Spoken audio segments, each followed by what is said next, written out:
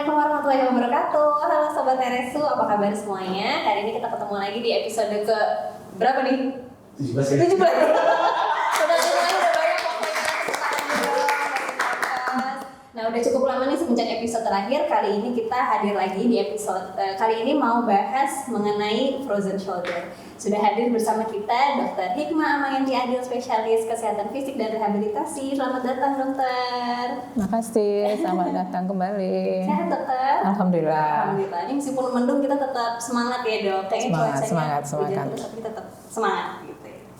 Nah, KFR ini menurut saya salah satu KSM yang paling sibuk nih dok kayaknya, karena pasiennya ada dari ujung ke ujung ya dok, satu gedung rumah sakit, mau penyakit paru, mau penyakit stroke, mau penyakit mungkin neonatus ya dok, di intensive care itu semua butuh untuk terapi fisik dan rehabilitasi ya dok. Ya benar sekali. Gitu. Dan juga salah satu yang mau kita bahas hari ini frozen shoulder ya dok. Ini salah satu keluhan yang mungkin bukan di rumah sakit ya dok, mungkin poli rawat jalan ya dok sering ditemui ya dok. Ya di poli jalan. Di poli jalan. Nih boleh sedikit dok cerita frozen shoulder itu sebenarnya apa sih dok? Jadi frozen shoulder itu adalah merupakan suatu inflamasi yang terjadi pada sendi bahu, ya. Sendi bahu kita itu kan dari anatominya ada mengandung kapsul ya. Jadi kapsul ini akan mengalami peradangan atau inflamasi jika terjadi trauma. Jadi seringnya itu karena mikrotrauma ya yang repetitif ya. Berarti mungkin tidak disadari ya dok kalau mikrotrauma gitu ya dok? Iya. Berulang. Iya. Namun penyakit-penyakit lain juga dapat memicu terjadinya frozen shoulder ini. Jadi sebenarnya penyebabnya banyak ya dok, macam-macam. Iya. Penasaran nggak? Penasaran? Kita ikutin habis ini kita masuk ke sesi bener nggak sih ya dok gitu. Tapi sebelumnya dok mau dikit lagi dok. Kalau misalnya frozen shoulder itu biasanya datang dengan keluhannya apa nih dok? Yang terutama itu lingkup gerak sendinya itu terbatas ya. Jadi biasanya kan kita terutama ya untuk menjauh atau gerak menjauh atau abduksi, kemudian eksternal rotasi, ya internal rotasi, eksternal rotasi itu kita kan secara normal dapat lakukan ya. Bebas gitu ya. Ya, gerakannya bebas. ya benar.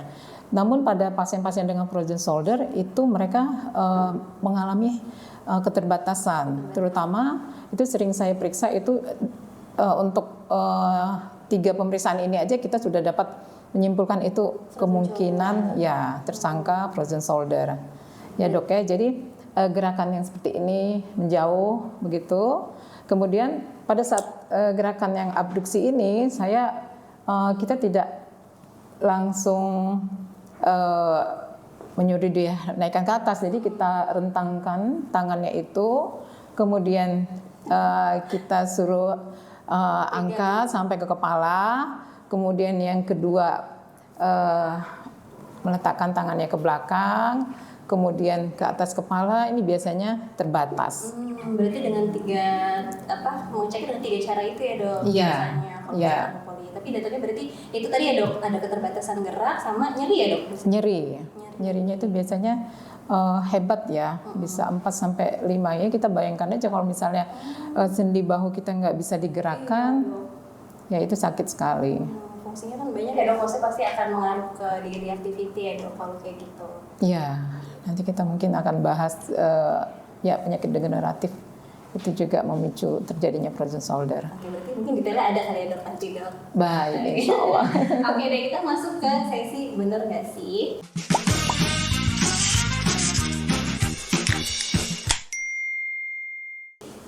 Yang pertama, benar nggak sih dok frozen shoulder disebabkan oleh cuaca dingin? Seperti yang telah saya sampaikan tadi, pertamanya itu biasanya karena adanya trauma yang repetitif yang berulang.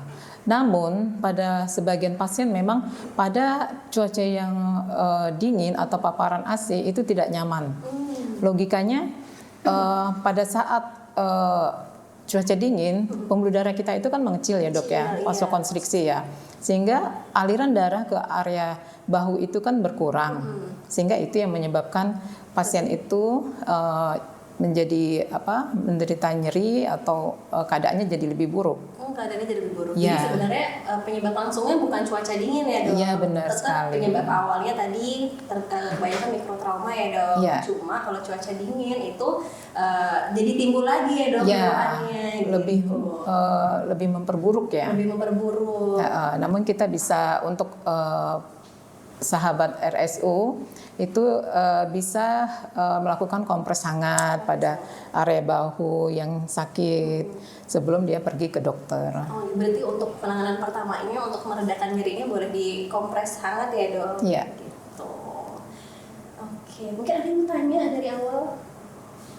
Oh belum. Ya kita lanjut dulu ya dok. Yang kedua, bener nggak sih operasi adalah satu-satunya cara untuk menyembuhkan frozen shoulder dok?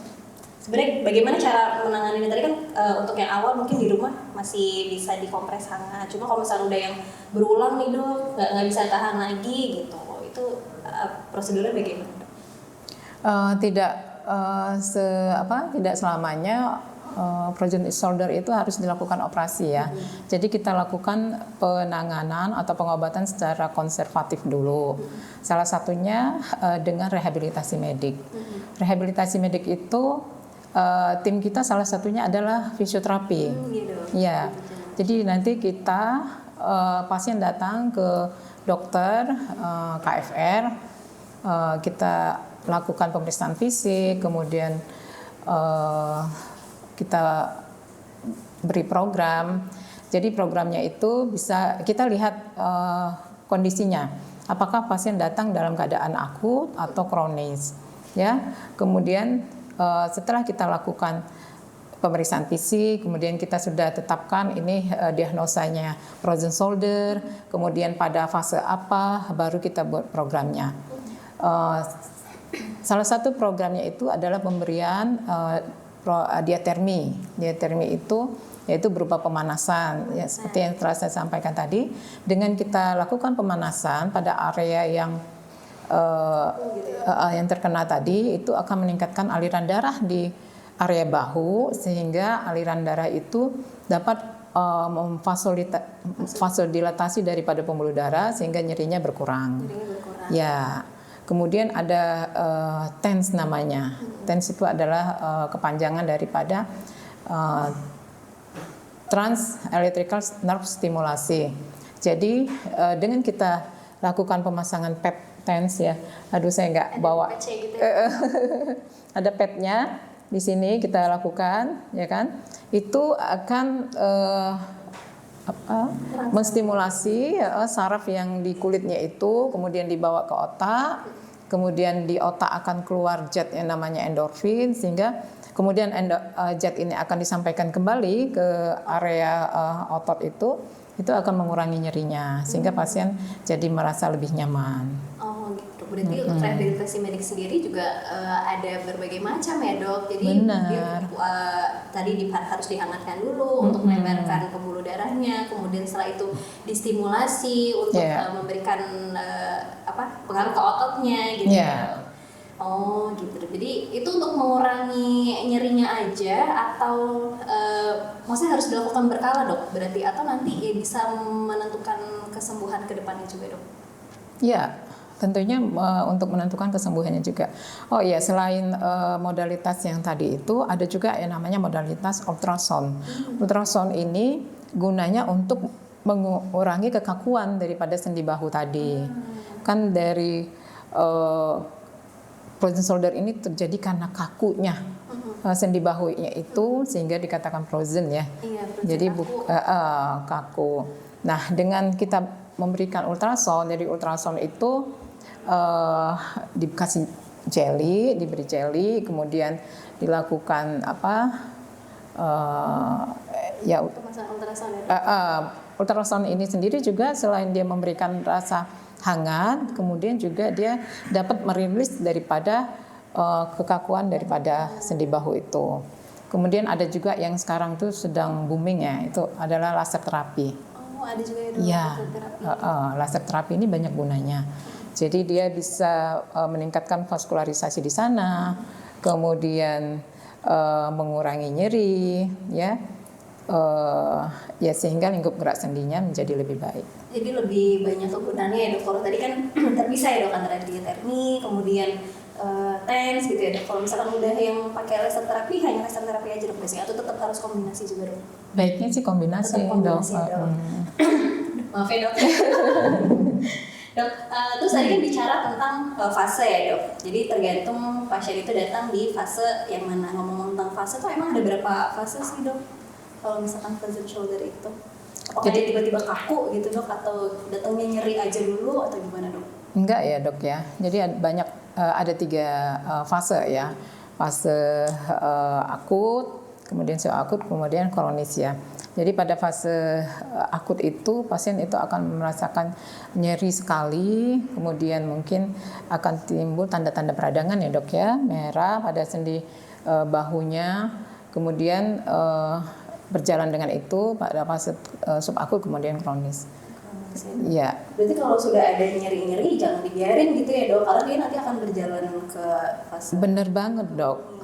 Jadi awalnya itu biasanya karena tadinya mikrotrauma itu ya, kemudian terbentuk jaringan paru pada sendi kapsulnya, kemudian usia juga itu menentukan ya, di atas usia 40 tahun biasanya juga itu dapat menderita frozen shoulder Lebih banyak ya dok? lebih banyak.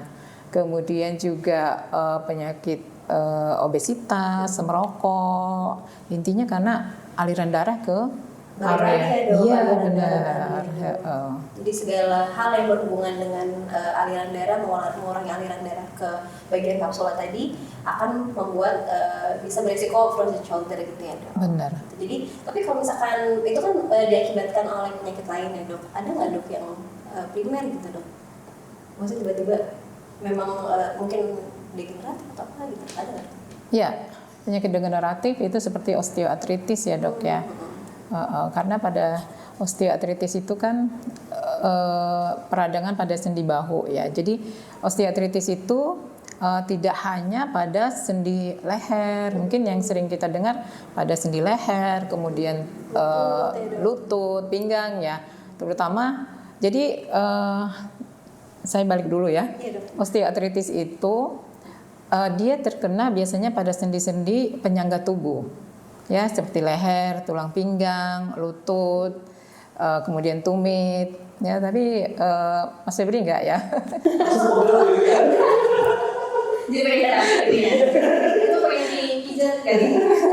Jadi salah satunya memang obesitas itu juga. Enggak, ini khawatir aja khawatir. Obesitas ya dok ya. Iya, nah jadi yang tadi itu lokasi-lokasi osteoartritis yang saya sebutkan tadi itu yang primer. Sedangkan sekundernya salah satunya itu di bahu. Iya. Jadi kadang terlewat ya dok, maksudnya orang mikirnya bukan lutut, bukan pinggang gitu. Ternyata bisa kena juga ya dok untuk sendi apa namanya? Iya. Bahu. Iya, jadi lokasi sekunder daripada osteoartritis itu pada sendi bahu. Sendi bahu gitu. Lain lagi nanti kita ngomong tentang apa yang sudah disertai dengan penyakit diabetes mellitus. Mungkin next nanti kita bahas lagi. Baik, kita next aja dok, boleh dok? Oke. Next. Oh ini langsung dok, benar nggak sih penderita diabetes lebih rentan mengalami frozen shoulder? Kalau iya, mengalaminya bagaimana dok? Ya benar sekali ya, rentan ya mengalami frozen shoulder ya, karena pada penderita diabetes itu kan gulanya itu tinggi ya dok ya, sehingga memperburuk kolagen daripada jaringan kapsul itu ya, pada sendi bahu, sehingga memperlambat penyembuhan daripada frozen shoulder itu sendiri. Sebenarnya nggak hanya frozen shoulder ya dok, diabetes ya dok, untuk penyembuhan sel-sel di seluruh tubuh ya dok. Benar. Termasuk salah satunya si frozen shoulder ini. Iya. Gitu. Berarti memang harus dikontrol gula darahnya juga ya dok. Iya. Selain itu diiringi dengan mungkin tadi bisa dengan terapi rehabilitasi juga ya dok. Iya. Nah, satu lagi yang harus kita teliti ya pada pasien-pasien dengan diabetes mellitus. Pada saat kita pemberian program diatermi itu kita harus menanyakan sekali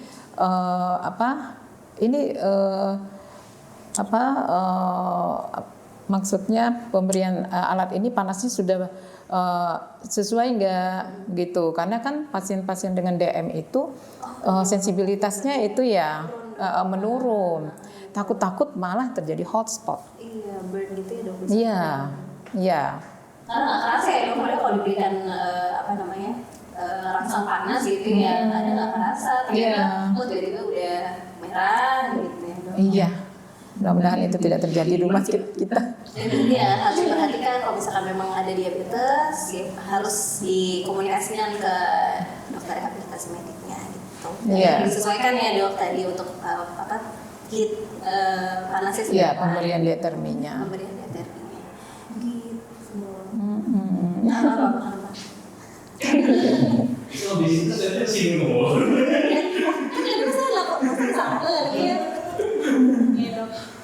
Gitu. Berarti diabetes nih masyarakat berarti banyak ya dok dengan frozen shoulder nih ada punya penyakit dasarnya. Banyak dok, banyak. Dikatakan dari penelitian itu pasien frozen shoulder itu 11% lebih banyak dibandingkan dengan penderita yang tanpa diabetes mellitus. Jadi memang kita harus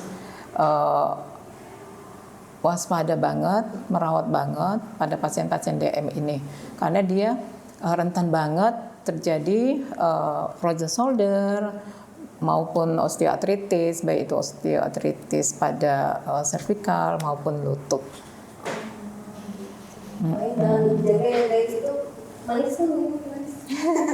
Jadi memang yang direkomendasikan untuk kita sehari-hari itu kan hanya 25 gram dok. Gula itu. Jadi kalau misalnya yang susu kental manis itu sebenarnya itu sudah sangat berlebihan ya dok. jadi 100% itu 100 gram ya gulanya. Jadi hati-hati kalau misalnya minum yang kopi tarik lah, teh tarik lah, itu biasanya campurannya ya dok, kita nggak tahu pakai pemakaiannya seberapa banyak gitu ya dok. Iya. Jadi ini aja guys minumnya. lebih aman minum. Lebih aman minum ini ya dok ya. Iya dok. Gitu. Berarti kebanyakan diabetes ya dok. Berarti para penderita diabetes diperhatiin juga nih, mungkin selain ada gangguan syarafnya, mungkin bisa diperhatikan juga apakah udah mulai terkena frozen shoulder atau tidak gitu. Karena kalau misalkan terlalu lama dibiarkan, apalagi tadi ya dok ada neuropatinya juga ya dok. Iya. Terlalu lama nanti ya itu dok. Bisa operasi dok. Jaringan parut ya dok. Iya, membentuk jaringan parut. Berarti untuk diabetes penyembuhannya bisa lebih lama ya dok. Iya benar. Nah ini saya nggak buku anatomi saya ketinggalan. Ini ini anatominya. Ini kita pikirin dong. Iya.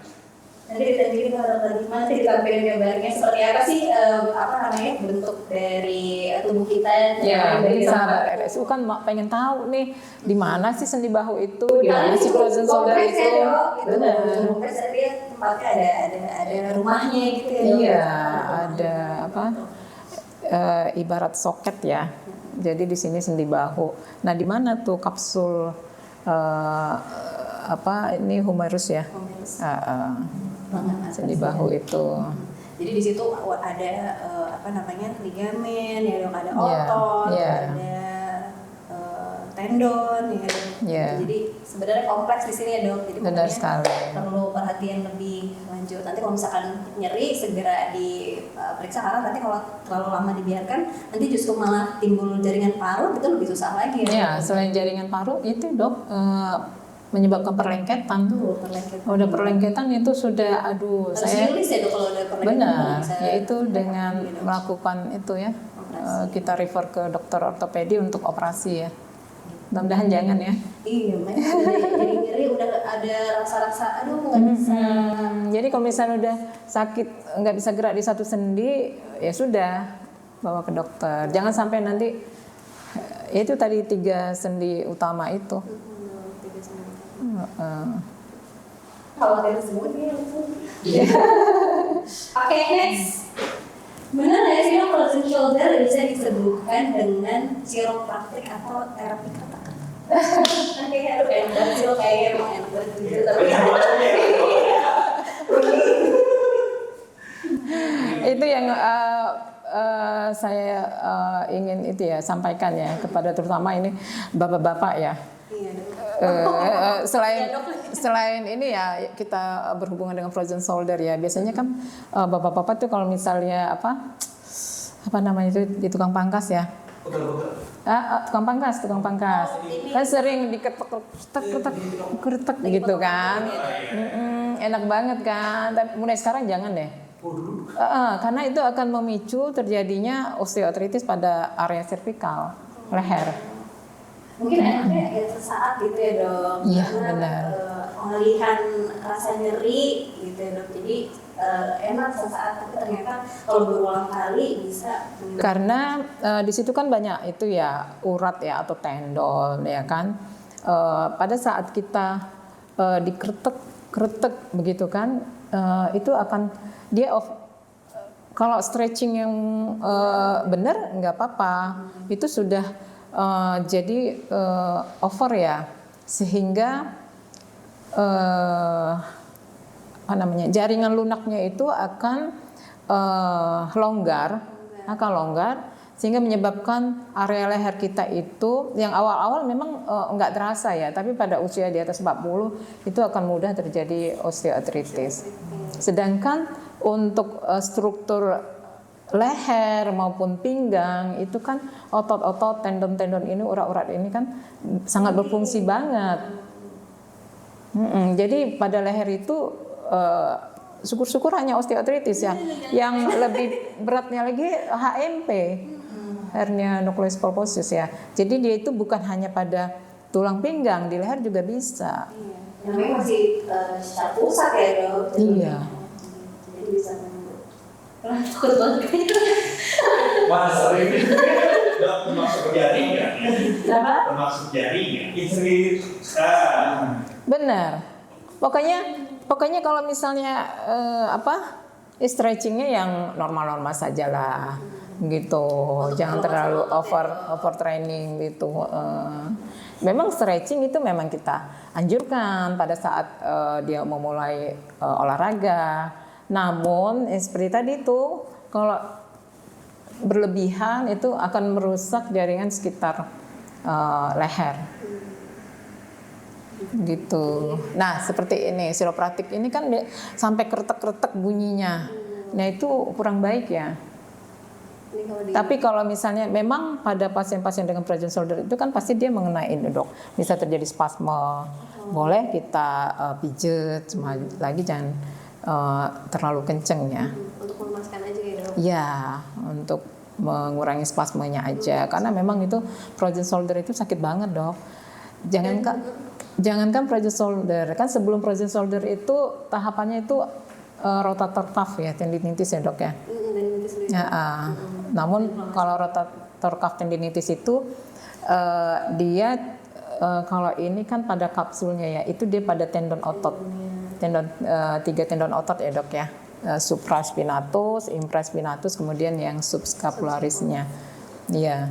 Awalnya itu dulu ya dok, lama-lama bisa terkena di kapsulanya ya dok. Iya, karena kan pasti kan pasien akan menghindari nyeri. Sehingga dia imobilisasi dok, jadi dia takut untuk menggerakkan ya sendi bahunya. Akhirnya apa? Terjadi inflamasi, ya kan? Kemudian yaitu nyeri, akhirnya keterbatasan gerak sendi. Berarti kalau imobilisasi lama itu juga bisa menyebabkan ini ya dok, sama seperti pasien-pasien kayak stroke itu juga bisa menyebabkan frozen shoulder juga ya dok? Iya, karena pada pasien-pasien stroke itu kan dia terjadi biasanya hemiparese ya dok ya, hemiparese, lemah otot, akhirnya imobilisasi. Nah, apa efek daripada imobilisasi itu kan banyak ya dok ya. Jadi otot-otot sekitar itu juga atrofi Atrofi mengecil ya dok. sehingga kaku sendinya. Berarti harus secara pasif ya dok Ya, tetap dilakukan latihan secara pasif. latihan secara Ya, pasif. jadi kalau tidak ada caregiver, jadi pasien itu sendiri juga bisa melakukan latihan ya dengan tangan yang sehat dia angkat. Oke, selanjutnya. Bener nggak sih dok orang yang pernah, udah lagi tadi gara-gara nanya duluan, orang yang pernah mengalami stroke berisiko lebih tinggi terkena frozen shoulder tadi ya dok, karena imobilisasi lama ya dok? Iya, karena imobilisasi lama, kemudian otot-ototnya mengecil, ya kan, sehingga terjadi peradangan, ya kan, ujung-ujungnya pasti terjadi jaringan parut lagi. Jadi pasien-pasien dengan stroke ini baiknya itu tetap dilakukan latihan. Yang pasif tadi ya dok? Iya. Jadi selain merawat stroke-nya, jangan lupa yang ke belakang-belakangnya dok ya, yang akibat stroke bisa stroke mengakibatkan apa aja gitu. Iya, komplikasinya kan banyak ya penderita stroke ini ya. Jadi itu tetap kita perhatikan dan itu kita edukasi kepada caregiver-nya untuk tetap dilakukan latihan pada penderita stroke supaya untuk menghindari ya ini komplikasi frozen shoulder ini. Itu balik lagi ntar quality of life-nya menurun lagi ya dok kalau misalnya Benar. ada komplikasi yang lain-lain juga. Ya. Gitu. Karena kita tahu kan pasien-pasien dengan stroke itu mengalami suatu yang musibah yang besar ya menurut mereka ya. Dan Karena bisa tiba-tiba ya dok? iya, karena tiba-tiba misalnya dia baru bangun tidur, terus sebelah anggota geraknya tidak dapat bergerak, iya kan itu merupakan suatu musibah banget ya. Iya. Makanya ya selalu kita memperhatikan apa sih penyebab daripada stroke itu, ya kan? Jadi penyebab stroke itu banyak ya, gangguan pembuluh darah, kemudian jantung, lagi-lagi obesitas, kemudian faktor stres itu juga dapat memicu timbulnya stroke ya. Kalau spesialis kesehatan begini guys, diabetes harus ngerti, harus ngerti, wah keren banget. Terima kasih. Gitu. Untuk stroke udah cukup? Ada yang mau tanyain? Bang Ita, selanjutnya boleh Pak? Kalau capping itu masih bisa meredakan juga dok untuk frozen shoulder. Kan yang bisa olahraga itu kan Rasanya ya. capping di dengkul di sini itu juga bisa meredakan. Ya, jadi tapping itu tapping dok. Jadi sekarang juga itu ya lebih update itu ya. Jadi gunanya banyak, bisa untuk stretching, strengthening, kemudian untuk pada pasien pemain atletik itu pakai tapping untuk mencegah terjadinya cedera. Bisa dapat boleh dilakukan pemberian tapping untuk stretching. Dan biasanya udah pasang sendiri kan dok? Maksudnya atlet itu udah pasang sendiri bisa kan? Sebaiknya sih enggak dok. Jadi enggak, itu ada workshopnya. Awal-awal tuh workshopnya di Singapura. Iya, karena kayaknya banyak tuh dok yang pasang. Iya, jadi harus tahu dok kegunaan. Jadi pada saat kita menarik tapping itu ada dok tegangannya itu apakah untuk stretching, kemudian strengthening, kemudian berapa persen. Jadi nggak hanya untuk stretching berapa persen kita tarik, strengthening berapa persen, sehingga fungsinya itu tepat. Iya. Kemudian origo insertionnya juga harus itu dong, kan anatominya juga benar. Ini otot mana, tariknya kemana gitu. Iya. Tariknya seberapa gitu dok. Iya. Ini salah ya. Koyo kali ya. Iya, itu saya bilang dari workshopnya itu ada khususnya nggak segampang itu nggak asal tempel gitu ya. Iya, mungkin kalau misalnya asal tempel hasilnya mungkin nggak maksimal ya dok ya. Nah, atau justru malah salah narik yang lain gitu bisa ya dok, sakit gitu jadinya. Ya mungkin bisa juga ya. Itu tunai pribadi kayaknya ya. Kayaknya roman-romannya pernah masuk. Terus itu dong. Betul. Terus itu jenis tapping itu juga Macam-macam ya dok. macam-macam. Kalau beli yang apa, beli di tempat yang apalah, yang benar. Karena kalau yang apa, yang kurang bagus itu dia akan mudah pada saat kita tempelkan, besok itu kadang-kadang di ujung-ujungnya itu bisa timbul luka. Oh tuh. Nanti ada masalah baru lagi, masalah di kulit. Benar. Sakit banget masalahnya dok. Jadi pas waktu narik itu Ini dok, luka gitu. Oh iya. Oh iya. Jangan Jangan salah ya dok, berarti mungkin konsultasikan dulu ya, Bapak Ted. ya itu tapping itu juga salah satu program rehab medik. Itu rehab medik gitu. Kelihatannya mungkin gampang, tembak-tembak ternyata tapi harus keluar dulu untuk pelatihan gitu ya. Iya. Cari dulu sampai keluar loh. Iya. Gitu. Oke ya. Kamu masih ada lagi seru. Boleh kemudian. Nggak apa-apa nanti ke Pawi Rehab. Terima. Iya. Terima. Oke, next. Selanjutnya ya. Benar nggak sih dok frozen shoulder terjadi karena terlalu sering mengangkat beban berat? Bisa nggak dok? Ya bisa ya. Karena kalau mengangkat beban berat itu tidak tepat, ya kan, tidak dilakukan dengan pemanasan dulu. Jadi yang seperti yang saya sampaikan tadi, pada saat kita mau olahraga atau nge-gym ya biasanya ya anak-anak muda ya, itu lakukan dulu pemanasan ya, kemudian strengthening ya, kemudian pembebanannya itu juga jangan langsung ini bebannya itu berat ya, jadi bertahap. Kemudian lakukan olahraganya itu secara benar dan tepat. Caranya, Iya, posisinya. iya benar. Karena kalau misalnya mengangkat beban terlalu berat tanpa ada pemanasan, pelenturan daripada otot-otot, kemudian strengthening, yaitu tadi akan terbentuk jaringan parut di sekitar kapsula daripada sendi bahu, kemudian terjadi inflamasi, akhirnya nyeri, akhirnya terjadi keterbatasan daripada lingkup gerak sendi.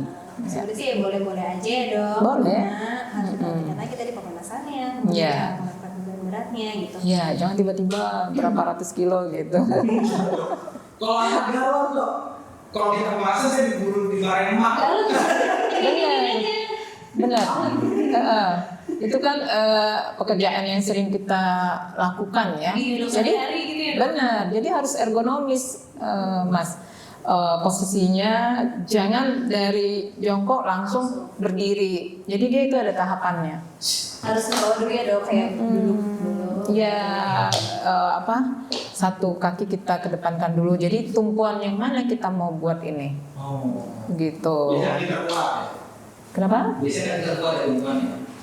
Iya, pokoknya ergonomis lah, jangan langsung begini, karena sering juga terjadi HMP ya, ada lumbal, ada pinggang. Disuruh rumah terus ya. Nah, ganti galon. Iya. Paling tidak kalau nggak mungkin ya mau ngangkat galon pemanasan dulu.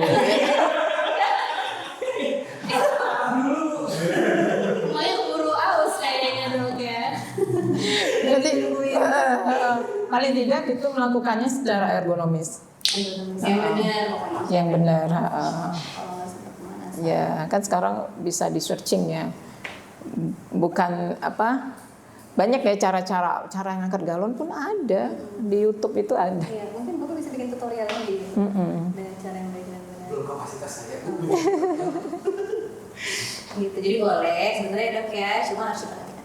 Iya, nanti kalau misalnya nggak dibolehkan nanti dia kata dokter nanti alasan sama ibunya, nanti ibu nggak boleh ganti galon ya.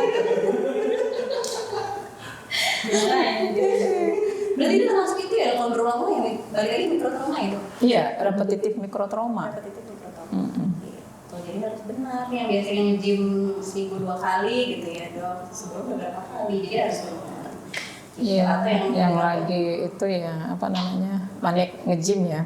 Kalau nge-gym masih bisa pilihan ya dok, apalagi misalnya pekerja yang memang harus mengangkat beban berat gitu ya, itu harus diperhatiin lagi. Iya. Karena nanti balik lagi kalau misalkan bambunya sakit gitu dia keterbatasan gerak malah jadi nggak bisa kerja gitu ya. Iya.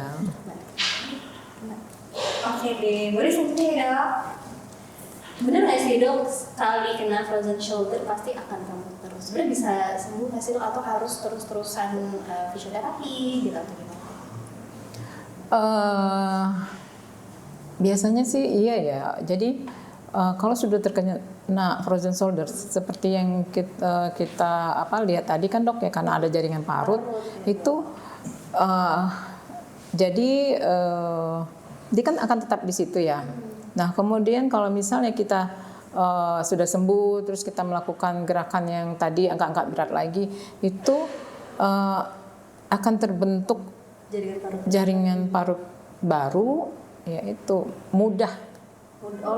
lebih mudah terjadinya frozen shoulder yang baru.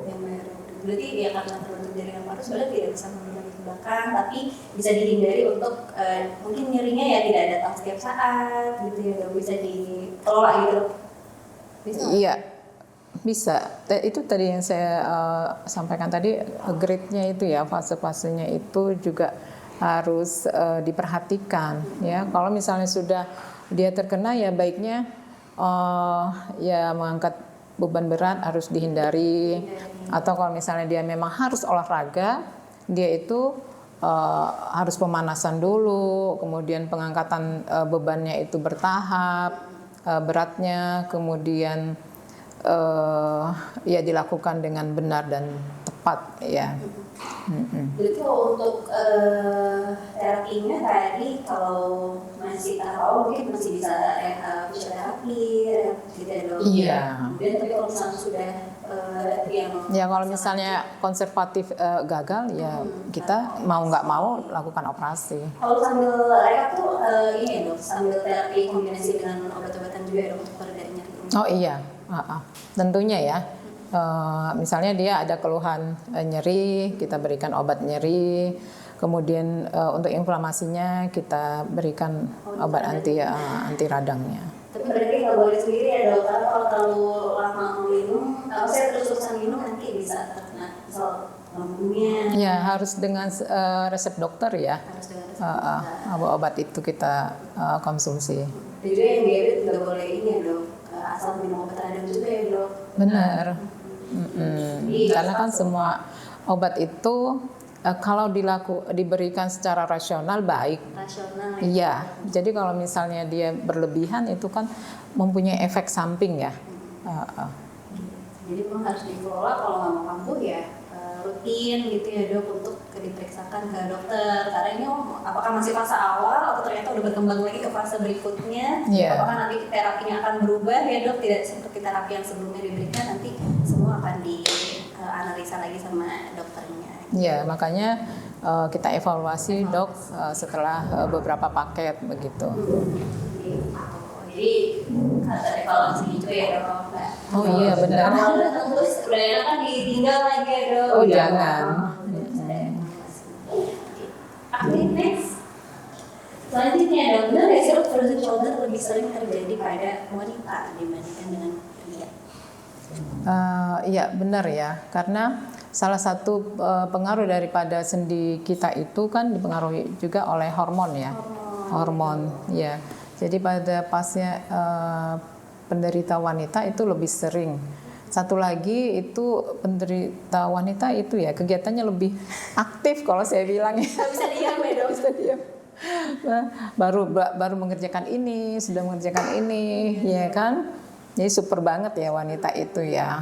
Selain tadi ya pengaruh hormon, karena frozen shoulder ini sendiri kan tadi berpengaruh juga terhadap penyakit degeneratif. Degeneratif salah satunya itu osteoartritis.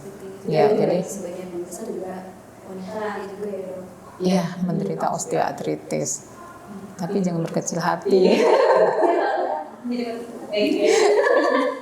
Jadi terutama pada wanita-wanita yang sudah itu ya menopause itu hormonnya sudah beda lagi ya, dokter. ya hormon estrogen ini kan sudah berkurang ya, sehingga pembentukan daripada jaringan sinovial, kolagennya itu sudah berkurang, sehingga mudah terjadi osteoartritis.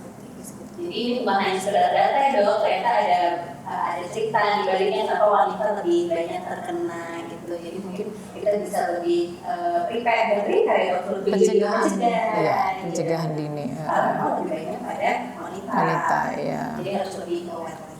Benar. Cukup. Ada lagi mau tanya tadi?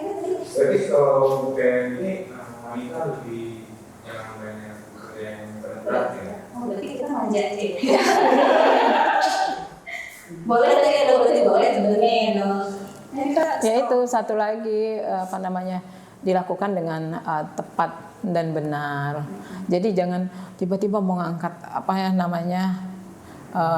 ember atau apa gitu secara dadakan, karena akan terjadi overstretch ya kan pada jaringan lunak sendi bahu kita, itu akan mempengaruhi atau memicu terbentuknya parut di kapsul daripada sendi bahu itu. Kadang kalau ibu yang sini gendong anak, yang sini anaknya belum lagi sini ngambil belanjaan, gitu kan. Makanya bapak-bapak nih harus perhatiin ininya ya, istrinya dimanja gitu. Jadi itu message kali ini adalah gitu. Pada pria harus pada wanita. Dibantu ya. Iya, dibantu kan harus namanya nikah kan berdua ya dong. Iya. Ya sama. Sama. Belum ada nikah. Sama juga. Preventif maksudnya. Iya. Edukasi ya. Iya dong. Mungkin ada yang mau disampaikan dong ke sobat RSO tadi tetap ada kesempatan. Iya. Pesan saya kepada sahabat RSO, jika sudah timbul ya tanda-tanda keterbatasan daripada gerak sendi, baiknya cepat ke dokter ya. Nanti akan diperiksa ya kan, kemudian akan diberi program rehabilitasi medik guna mencegah frozen shoulder itu lebih parah lagi. Kalau lebih parah itu, aduh, saya sedih melihatnya. Kita aja nggak ikutan ngikut gitu ya dok, maksudnya benar pasti ngejalanin aktivitas sehari-hari itu pasti nggak enak. Iya, karena dia akan, aduh dok, masih sampai sini aja dia udah nggak bisa gerak dok, apalagi ke atas gitu. Langsung dicobain. Dicoba lagi berdua. Gitu, jadi diperhatikan ya sebenarnya. So, kalau ada nyeri-nyeri segera diperiksakan untuk tahu lebih lanjut. Gitu. Oke deh. Oh boleh. Iya, boleh silakan.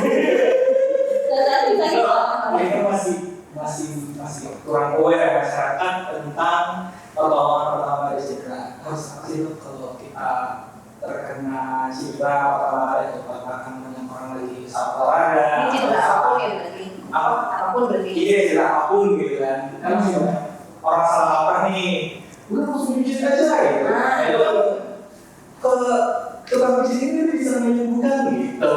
Apakah yang harus kita lakukan itu? Ini sebenarnya pertanyaan orang banyak gitu. Ya, ada kuncinya ya, rest itu. Jadi rest, ya kan, rest, imobilisasi, kemudian kasih ice, dikasih kompres dingin, kemudian itu untuk mencegah inflamasi, ya, kemudian elevation. Jadi misalnya pada saat olahraga itu terjadi cedera, itu harus diistirahatkan, jangan langsung cepat-cepat pergi ke tukang pijet, ya, karena tukang pijet itu kan ini baru itu ya akut ya, proses akut ya. Kalau proses akut tentunya biasanya akan timbul radang ya dok ya. Masih ada proses Proses inflamasi. Pada saat inflamasi kemudian dipijit, aduh itu akan memicu terjadi peradangan yang lebih berat. Ya ini edukasi saya juga ya. Sering pasien itu tiba-tiba cedera, kemudian ke tukang pijat, tambah parah, malah yang ada menjadi lemah sarafnya. Awalnya saya pikir dia itu kena stroke, rupanya enggak, karena dipijit katanya. Soalnya rekomendasinya aja RICE gitu, rest, ice, compression, sama elevation.